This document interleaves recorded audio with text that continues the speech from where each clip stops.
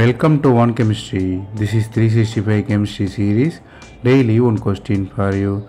Here four different acidic compounds are given: PQRS. P1 is ketone, Q1 is diketone, R is malonic ester, S is ketone with alpha carbon, and you have nitro group there. You have to arrange these four compounds by its acidity order.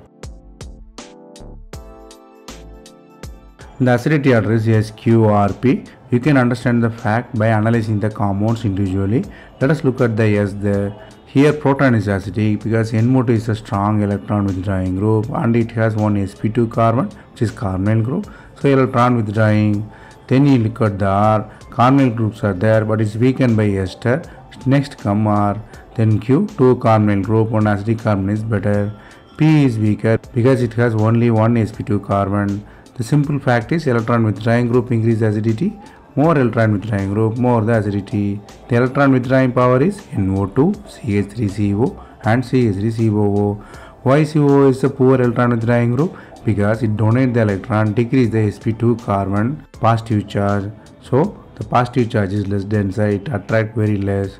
So the order of acidity is S, Q, R, P. S is more acidic, P is least acidic. Here the concept you have to learn here is electron withdrawing group always increase the acidity.